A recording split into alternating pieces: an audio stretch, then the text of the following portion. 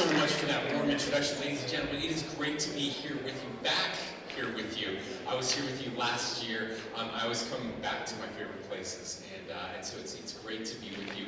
I'm so excited to spend time with you. I want to thank some of your elected officials who are here with us today. We have Senator Winterton, who is here with us, and Representative Scott Chu is here with us, as well as his wife Tammy. And it's her birthday today, so happy birthday, Tammy. It's a great day. It's a great day. And we have other board members and others who have joined us, and we're so appreciative of them. But I'm here to hang out with you, and I'm very excited. So here's how this is going to work. I'm going to share some thoughts with you. Then I'm going to have some of your fellow students come up here on stage. We're going to have a little conversation. We're going to ask each other some questions, and then I'll conclude by sharing a couple other ideas with you that I think are really important. But first of all, okay, why am I here? I'm here because I'm excited for your future, and I want you to be excited for your future. But I have to back up a little bit. I want to tell you a little bit. I know the last thing you want to hear is some old guy talking about what the world was like when he was growing up. But stay with me, okay? Because I think this matters. When I was your age, I was really worried about the future. I was worried about the future of our country, worried about my future. There were certain things that kept me up at night that I worried about. The world has changed a lot. I mean, music, for example. I used to worry because every once in a while my tape recorder cassette player would eat the tape, and you would have to pull it out and tape it back together and use a number 2 pencil to fix it, and you have no idea what I'm talking about. The struggle was real, my friends. Let me just tell you, okay? I was worried about Russia. I guess we're still worried about Russia. But when I was a kid, true story, in the 80s, we used to practice getting under our desks in case Russia sent a nuclear missile to Fairview, where I lived, the small town. As if those desks would protect us from a nuclear warhead, right, in Fairview. Probably not the best thing to do, but we practiced it anyway. I was worried about the hole in the ozone layer. How many of you are familiar with the hole in the ozone layer? Okay, a couple of you, more than I expected, okay? A few of you know what that is. Here's why. Well, let me back up. Let me tell you, and your science teachers are they're going to be really upset because I'm not going to explain this right. But basically, the way I remember it is, there's a layer around the Earth called the ozone layer. And it protects us from the harmful rays of the sun and other cosmic rays. And those harmful rays basically cause cancer. Okay, so if there's a hole in the ozone layer, then the bad rays are going to get through and cause cancer. In fact, as this hole was growing, we were told in Utah that over half the people that lived in Utah would get some rare form of cancer in our lifetimes. Now that worried me, right? And I'm sure that would worry you. Here's the thing. Guess what was causing the hole in the ozone layer? I heard it over here. Hairspray was causing the hole in the ozone layer, amongst some other things. The chemicals in the aerosol cans, specifically hairspray, causing the hole in the ozone layer. Now, I don't know if you've seen pictures of like your parents or grandparents back in the 80s, but there was a lot of hairspray going on, especially women, right? I mean, the hair up here, guys too, the Aquanet was a big thing. Now, why haven't most of you heard about the hole in the ozone layer? Because we fixed it, right? We fixed it. And this is my point. Why aren't you guys worried about your tapes, your cassette tapes anymore, right? So we don't use cassette tapes anymore. We figured out a better way to do music, right? All of these things that we worried about, we figured out how to fix them. And that's my point to you. Yes, there are things that worry us. We're going to talk more about those. But there are also people out there fixing it, and sometimes you don't hear about that because the news and the media, they like to tell us the bad things that are happening because that gets our attention, right? And when I was growing up, we didn't have these, and I wasn't constantly looking at all the bad things that are happening in the world around us. So today, I want to share with you some of the good things that are happening around us. And we just finished a 45-day legislative session. Again, we have your legislators here. They leave their homes here for 45 days. They go to Salt Lake City, and they passed 575 new laws in 45 days. And only a few of them were divisive, and those are the ones that you heard about. Most of them, they were actually solving problems. And And I want to tell you about some of the problems that they worked really hard on this year. So I love education. I believe education is important. And I'm here to tell you today, right now, that there has never been a better time to be alive, and there has never been a better place to live than right here in Utah. And when we talk about education, you are getting a better education right here, right now, than at Uintah High School than I got when I was a kid going to high school. Okay? You are. There are more resources available now than ever before. You have better teachers now than we had when I was going to high school. And here's the thing. We need a new generation of teachers coming up, and some of them are here today, I hope. I hope you are the future, where we will continue to improve. And to do that, we need to pay our teachers more. And so this year, the legislature passed, and I signed into law, the largest increase in education funding in our state's history, and the largest compensation increase for our teachers in our state's history. And that's a really big deal. Again, we can solve problems. How many of you are worried about water in our state? At least were until it started snowing. It didn't stop for a long, long, long time, right? Many of us have been worried about this. I want to congratulate you. Did you know that you are surviving the largest and most severe drought in the western United States in 1,200 years? Congratulations to all of you. You did it. You're amazing, right? Not your great-grandparents, not your great-great-grandparents. You are surviving the worst drought in 1,200 years, since 800 AD. Now, why does that matter? Well, look, you all didn't go thirsty, right? You didn't go thirsty because some very wise people who came before us worked really hard so that we could build up reservoirs so that we could store water.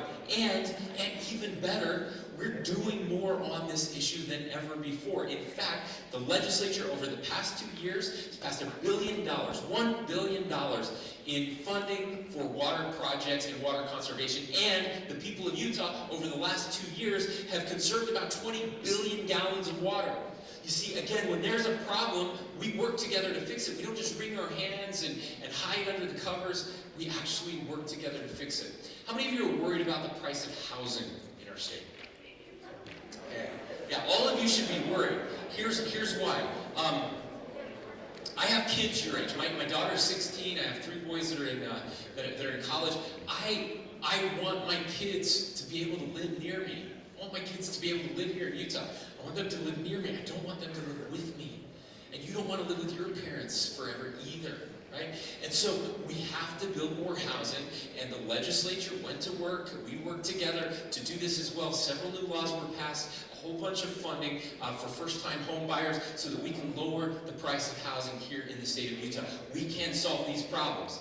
And last but certainly not least, we're worried about other price increases, the price of food, inflation, price of gasoline, all of these things that are cutting into our family finances. One of the ways that we can overcome that is to make sure the government takes less of our money so that as families we have more for the things that we need and want to do as a family. So before I came governor, the largest tax cut in the state's history, $225 million. My first year as governor, a $100 million tax cut. My second year as governor, a $200 million tax cut. And this year, the legislature, incredible work, over $800 million in tax cuts. That is money that your families, that you will be able to use. Less money given to government means more money for you to spend. So we are working to solve the biggest problems that are facing us as a state and as a nation. And so I want you to believe by the end of today what I believe, that there has never been a better time to be alive than right now, and never been a better place to live than right here in the state of Utah. And we're going to talk a little bit more about this. Would you please welcome to the stage some of your fellow students? Let's give them a big round of applause. Come on.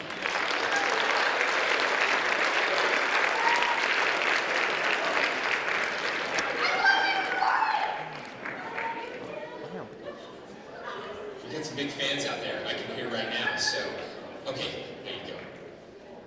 Who wants the mic first? Ladies, all right. No. We're not going this way.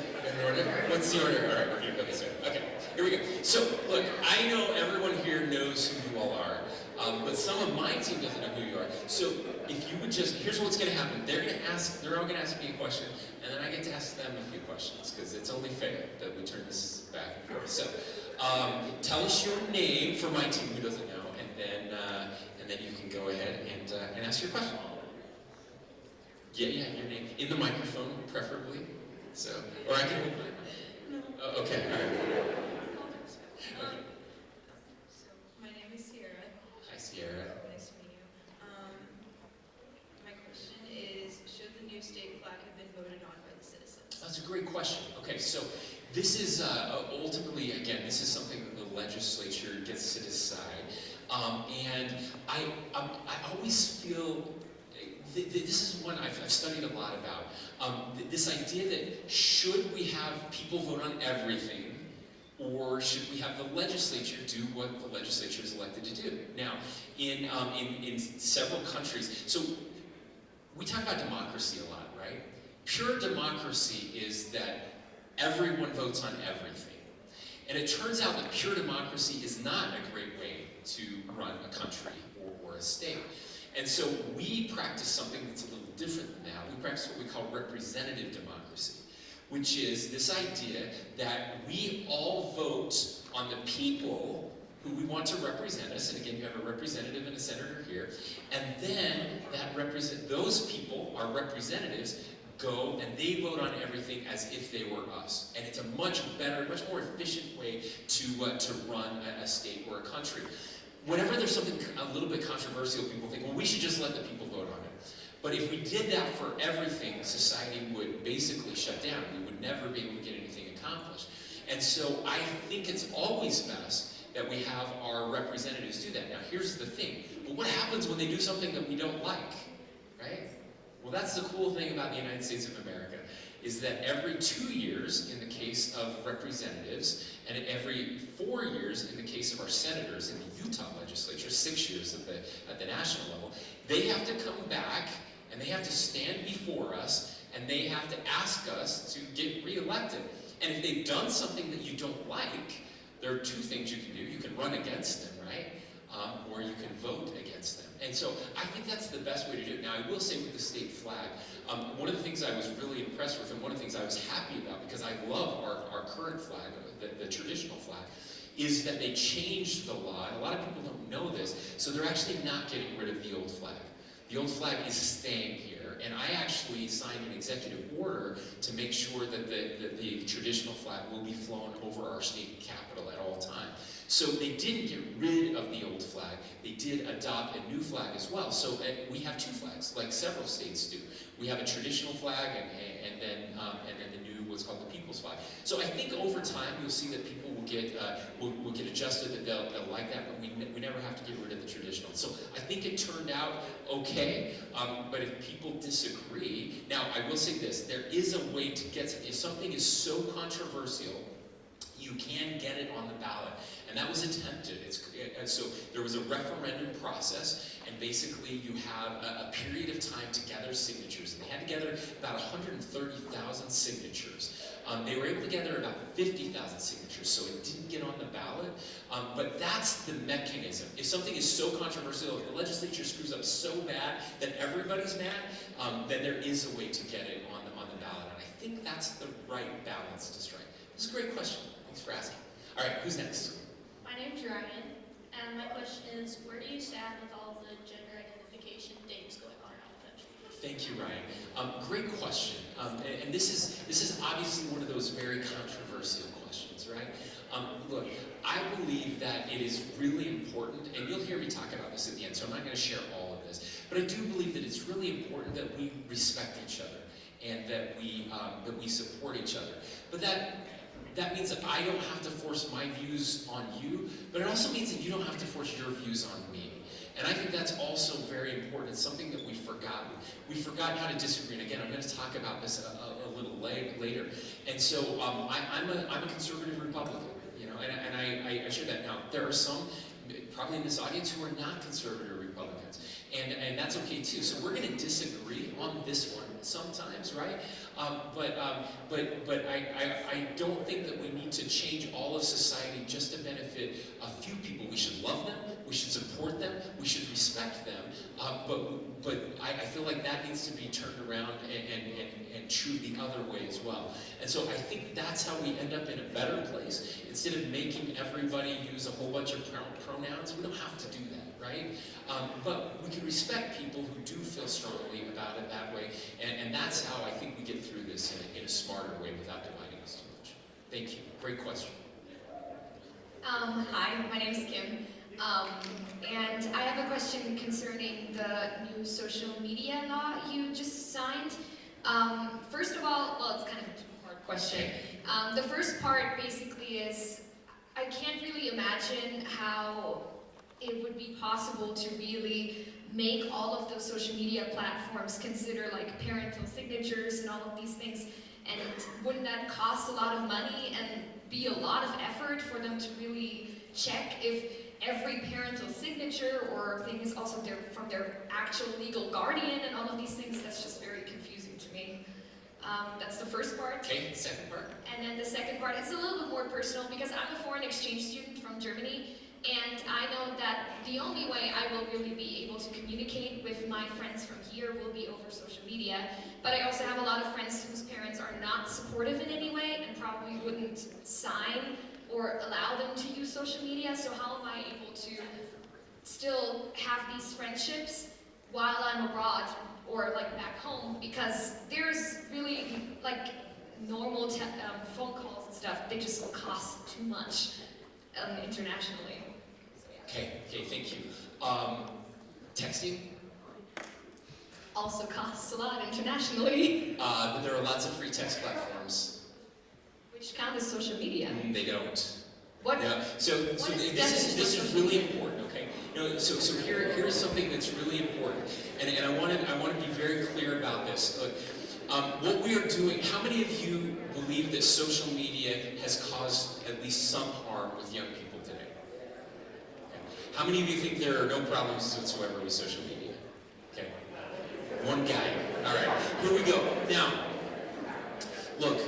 Social media companies have been running a grand experiment on. So the first part of the question, won't that be expensive and difficult for these platforms? Absolutely. Guess who has billions and billions and billions and billions of dollars? Because they are harvesting your data. They are creating platforms that are addictive by design. They are hacking all of our brains, and they are destroying our mental health. And they know this, and they've known this for a long time. And now we are finally holding them accountable. There is no other industry on earth where we allow major corporations to contract with 14-year-olds to harvest their data. And yet with social media, we just think, that's fine. We're just going to let them do it, even though they know it's been doing damage. The rates and the new science coming out all of the time shows that there's not just a correlation, but there is actual causation between social media use, the addictive qualities that are built into these devices, and the rising, skyrocketing rates of depression, anxiety, and self-harm. And I know it is happening here. It's happening all across the world, the developed world where these social media companies exist. And so yes, it is going to be expensive. It is going to be difficult, and we are going to hold them accountable. And other states are following our lead. And I think it's really important that we empower parents and families to make sure that we are protecting our youth. Now, there are other apps like WhatsApp that doesn't count as social media. There's a whole definition about what qualifies as social media. And again, until you're 18, what will happen here is, and we have a year to work on this, on how to implement this in a way that still protects privacy, the data privacy of people, still protects First Amendment rights, but again, holds these companies accountable. And so I think you'll be seeing more of this. I think there will still be ways to communicate. There will obviously still be ways to communicate. We communicated before these social media companies started, and we'll be able to communicate after we hold them accountable. And then again, once you're 18, there are no restrictions whatsoever. But the very worst parts about social media will be undone with these, and we feel that it's more important to not kill our kids than it is to give these companies free rein to do whatever they want with us. And that's why Utah's pushing so hard in this direction. Thank you. Next question. My name's Tori Barris. Okay, so about the foster care system. In Utah, when a child's foster care case is closed, no one is allowed to check on how the child's doing or if they're endangered. Though I know this is probably for the sake of privacy, it could potentially be very dangerous and has been dangerous in my experience. We have no statistics on abuse and relapse statistics after a case is closed. If parents were to relapse and kids were in unsafe situations, which is very likely, we would have no idea and it would continue uninterrupted. I think we need to find a better balance between privacy and protection in this area. Would it be possible to create something like a 6-month checkup after the case is closed for biological parents and foster parents both? What problems would there be with that, like financially, stuff like that? Yeah, no, it's a great question, one I haven't been asked before. So, thank you for giving me something to think about. My wife, the First Lady, is very involved in foster care and in supporting foster families and trying to help in these very difficult situations. And it sounds like you have some familiarity there. And so it is something that we worry about. Much like the social media issue, trying to balance. You see, in government, sometimes we have these competing rights, right? We want to protect children, but we also have privacy rights. We're trying to figure that out in social media. We're trying to figure that out in the foster system as well. And what is in the best interest of the child, which is the standard that we use in foster care. And so, I think to answer your question, yes, I do think it is possible. Obviously, it would take some legislation to do maybe a 6-month checkup on a case that is closed. It would cost money because of course we'd have to hire more people to do those checkups. But this is very important work, and we're actually, because our economy is so good, we're trying to hire more people all the time. And it's harder because our unemployment rate is so low right now, which is a good problem to have. But we're struggling with our caseworkers to hire enough people. We've actually raised the compensation this year, hoping we can attract more people to that work. And again, I hope some of you are interested in social service work and in helping in these areas. But I do think it's possible, and we will take your suggestion back and meet with our team and have some conversations and see if we can't implement something like that. Thank you. My name is Asia Massey, and as someone that's heavily involved in agriculture, I'm extremely concerned about the decrease in the amount of people that want to stay in or join ag careers, as well as the rapidly increasing negative stigma surrounding agriculture due to animal extremist groups and things like that. So how are you using your platform to combat all of that? Yeah, thank you, and I love my FFA folks out there. This is good stuff, and you guys get this. You understand this. So we still have our farm. It was a dairy farm. We sold the cows when I was younger, and now we're raising hay for other dairy farmers in the area. And look, this is something that I really worry about, and we've seen this especially the last couple of years. As we have had water issues in this state, more and more people are demeaning agriculture, which I think is terribly unfortunate, because we need water, but we need food too, and all food takes water as an input. And so I'm using my platform as someone who lives in rural Utah, as someone, again, who is a farmer. My wife comes, her family, they're farmers and ranchers as well, to help elevate our farmers. I speak about it all of the time. I actually spoke about it in my State of the State address this year. We passed several very encouraging pieces of legislation. In fact, when I mentioned that $1 billion in funding, over the past few years, about $270 million of that is going to farmers to upgrade the technology so that we can grow food with less water. And really trying to protect our open spaces. There's a lot of pressure on farmers to sell their land for development as well, helping find other avenues so that they can keep that property in agriculture production. Everything we can do to build new facilities and to stand up. We actually made some changes to the law this year on some of those to prevent some of those extremist groups who are coming in and doing damage on our animal farms in the state. And so we're very lucky to live in a state that cares about agriculture, and I will continue to use my voice to protect our farmers and ranchers out there. Thank you. Great question. Okay, are you all ready for some of my questions now? All right, we'll start, since you've got the microphone, we'll start and go this way. Okay, first one's really easy, okay? Best part of school, worst part of school? I think the best part is that I get to see my friends every day. That's a good part of it. And then I think just being able to have access to all the different programs that we do have here. between like all the CTSO type things like FFA, DECA, FBLA, things like that. I think they really set you up really well for careers in the future, and it's really influenced me because I want to be an ag teacher eventually, and I found that because of high school. Awesome. Bad parts, coming to school. That early in the morning is not my favorite thing. Early morning, I Yes. hear that a lot. Yep, I agree. My answer is probably very similar to that. I love the social aspect of school and being able to come here and like make friendships and see the people I love and all those things. And I think the bad part's probably also the fact that I have to come here and see the people that I don't really get along with. And there's two sides to the coin. That's All right, I love that. Now, I'd love to hear from somebody from Germany who has a different experience. No, I think something I really, really love about American schools, or this school in particular, is just the amounts of subjects you get to choose that are very like profession oriented. Like I can always try new things like cooking and culinary class or theater, which is stuff I don't get to do at home because we just have like math, English, stuff like that. So this is really, really cool, and I like that that's the case here. Love that, thank you. And, well, something that I don't really like is probably just, I feel a little bit unsafe because of, well, gun safety and stuff like that, but that's maybe just also in comparison to my home country. Thank you. No, thank you. I appreciate that. All right. Best part, worst part?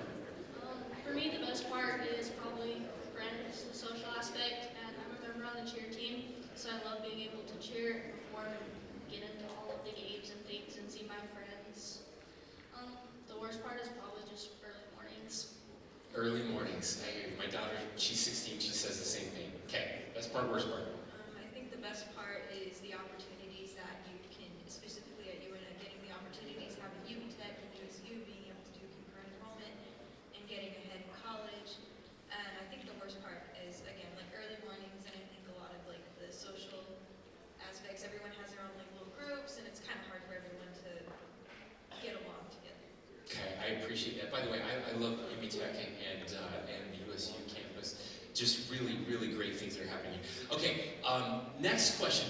Two-part question. You can choose to answer one or both. You don't have to answer both. But here's the two-part question. Something that you're worried about, your future, something that you're worried about in our state, and or something you wish that I knew, that your teachers, your parents, something you wish adults knew about you or your generation, okay? And you can choose to answer one or both of those. So something you're worried about, or something that you wish adults or the governor knew about you and your generation. Okay, for the future, my biggest concern for myself is going into student debt and just trying to pay for college and being successful in that. Yeah, thank you, thank you. I know that's something I worry about too. Thank you. Something I worry about is, like, I have my whole life planned out and what I like want it to be, and I'm just worried that something will go wrong and like my dream life won't come true. But Interesting. Okay. So again, kind of future-oriented. Worried about that. Okay. I think my biggest worry in general is kind of financial stability in the future when you go into more like creative or, I don't know, like philosophical kind of jobs, then it's kind of dangerous because that's not really needed a whole lot, but it's fun. Okay. No, I love it. Thank you. I'm probably going to have to say financial also. I come from a family with a lot of siblings and not a lot of money, and I'm relying completely on scholarships and stuff like that, just completely on my own to pay for college and all that stuff. And though there are a lot of scholarships that have been offered to me and like stuff like that, it's still not enough to pay for all of college, and I think that's a really big fear in my life, and probably a lot of people in here too. Okay. Yeah, my wife and I did the same thing. We didn't have any help from home. We had to figure it out on our own. I'm gonna switch it up a little bit. Yeah. Give me some advice. But I think one thing that I'm concerned about, I mentioned it in my question as well, but there's hardly any advocacy for agriculture within our country right now, and it's actually extremely scary because they do feed the world, and there's not very many of us, and it's just slowly dying out. But I think one thing that I wish that adults knew was I feel like we're held to this standard to be able to balance all these different things, like balancing school, balancing callings in church, balancing all these different things, and still having a good attitude, and still being happy and all these things, and it's really difficult to stay that way, and I just think, I don't know, cutting us some slack. You feel a lot of pressure to be Yeah. perfect and get it all right. Yes. Yeah, so cut you some slack. That's Anybody else have any advice that you wish for me? Anybody? Yeah. I guess one thing is I wish teachers, well, all teachers were more aware of how much they can affect mental health, both negatively and positively.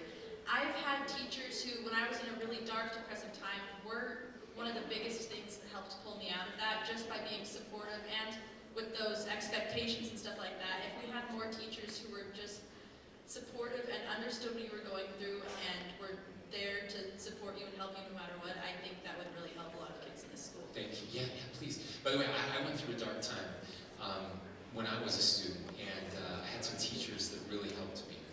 Teachers make a huge difference. Yeah. Going the other way as well with that, about just negatively effective teachers. I have had just different experiences with multiculturalism in the classroom and negative experiences with that.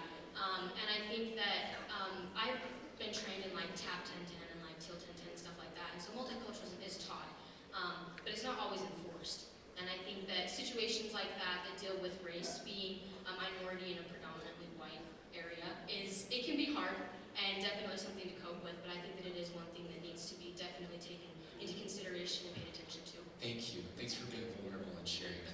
Okay, last question. Last question. And this is one for all of you, but I just want you to think in your head the answer. We're going to hear their answers. Here's the last question, okay? In one word, so only one word, how would you describe the United States of America today? In one word. What word, if somebody asks you, how would you describe your country today in one word? Now, it can be a positive word or it can be a negative word, okay? It's one word, how would you describe our country today? I don't really want to go first on this one. Divided. Divided, okay, divided. And by the way, you don't have to all choose a different word. If somebody took your word, you can reuse that word. So, divided was our first word. I'm just going to say developing. Developing, okay. It's kind of, I don't know, metaphor, I don't know. Lukewarm. Lukewarm, okay. With a hyphen, it counts as one word. One word, that's good. Okay. Chaotic. Chaotic. Chaotic. Good word. I'm going to go with Asia. It's definitely divided. Divided. Divided. Okay, ladies and gentlemen, let's give them a round of applause. Thank you so much.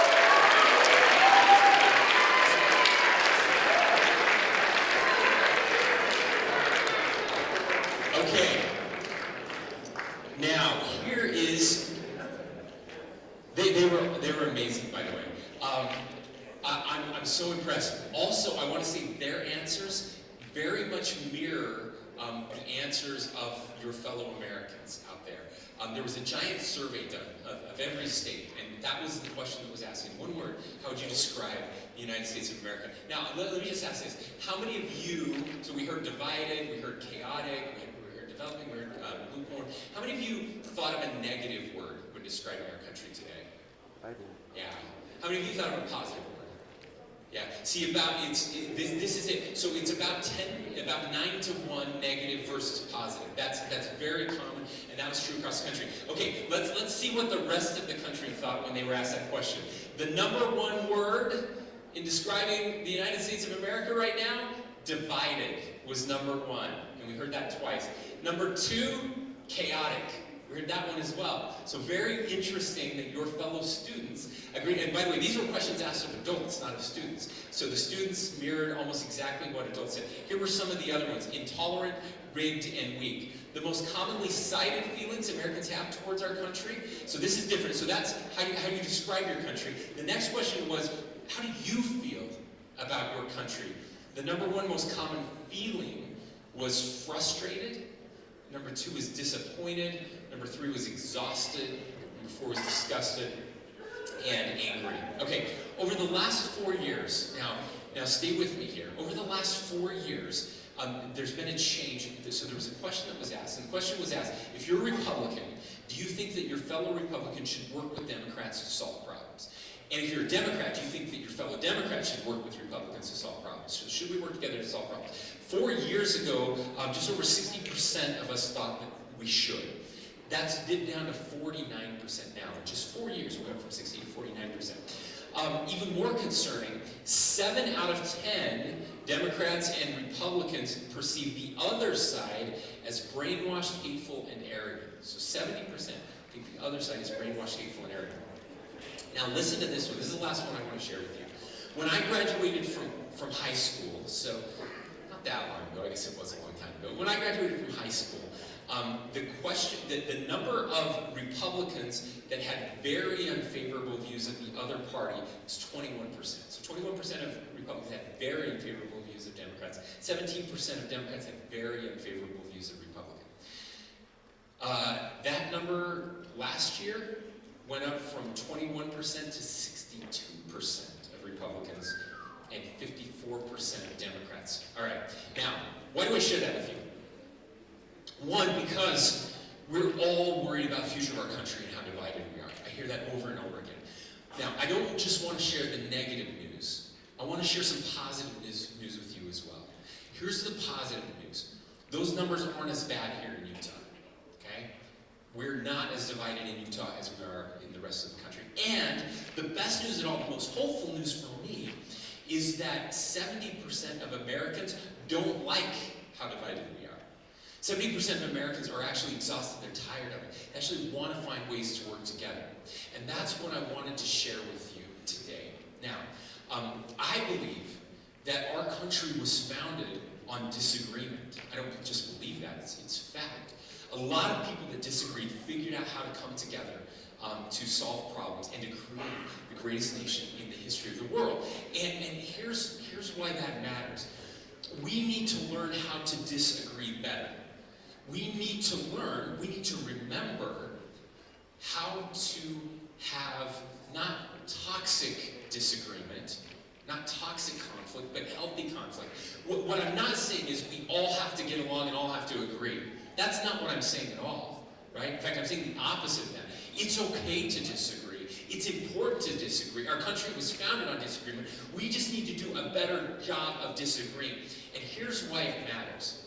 Have you ever changed your mind on an issue when somebody attacked you and told you you were an idiot and that you were stupid?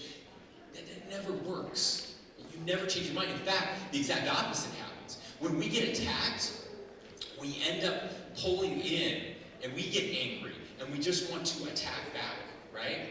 Now, my lieutenant governor, who's not here with me today, but I hope you get a chance to meet her, Deidre Henderson, she's amazing. She has a saying when it comes to social media, okay? And her saying is this: if it feels good, don't post it, okay? Now, I get attacked all the time on Twitter, Facebook, whatever, and it's really easy to attack back, to tear somebody down. But it never changes their mind. It doesn't change their mind at all. So what I'm advocating for, what I'm hoping for, is that you, a new generation of young people, can help us change society for the better. That instead of attacking and tearing down, that you'll listen and learn in an effort to persuade. That's really important. You see, we live in an amazing place. We live in a country where we understand here in Utah, at the core, in the Declaration of Independence and in our Constitution, that we have these unalienable rights. You know what they are, right? Among them are life, liberty, and the pursuit of, right? You know, right? Life, liberty, and the pursuit of happiness. You understand this. Liberty, freedom, life, this pursuit of happiness. And we understand that those rights, do those rights come from government? They do not. They do not come from government. In fact, the Declaration of Independence says that those rights come from on high, and we are endowed, all of us, with these gifts, these rights. We, the people, hold the power, and those rights and those powers do not come from government. Government exists to protect those rights and those powers. And every 2 years or 4 years or 6 years, again, we have to come and ask you to use that power that you give to government. Now, happiness. Let me just touch on happiness. Arthur Brooks is a professor at Harvard, and he actually comes out and teaches at the University of Utah sometimes. He's a wonderful, wonderful human being. He has been studying happiness He teaches a course on happiness. It's the most popular course at Harvard because we all want to be happy. In fact, again, we believe it is our God-given right to pursue happiness. But how do we find happiness? He says that happiness is found in 4 areas. And this is the method. If you take nothing else away from this, I'm about to give you the key to a happy life. And they've done hundreds of studies on happiness. And they all point to these same 4 things, all right? Here are the 4 things that can make you happy in life. Family is number 1. Faith is number 2. 3 is friendships, meaningful friendships. By the way, not the kind of friendships on social media. Those aren't meaningful. Face-to-face social interaction is so important. Meaningful friendship. And number 4 is work that serves other people. Work that serves other people.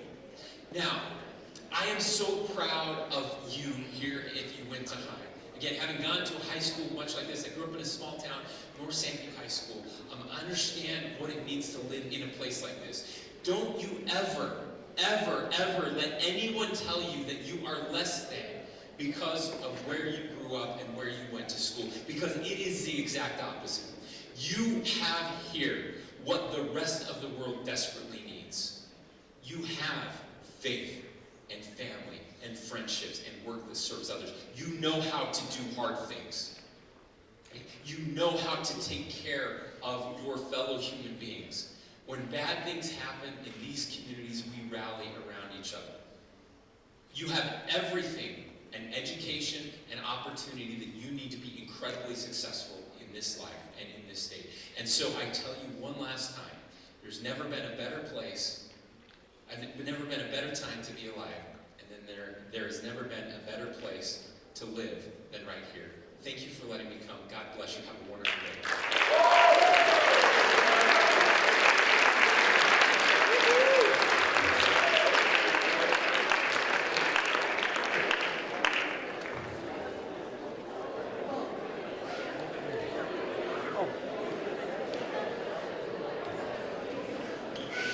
All right, and I think we have the newly elected student body coming up.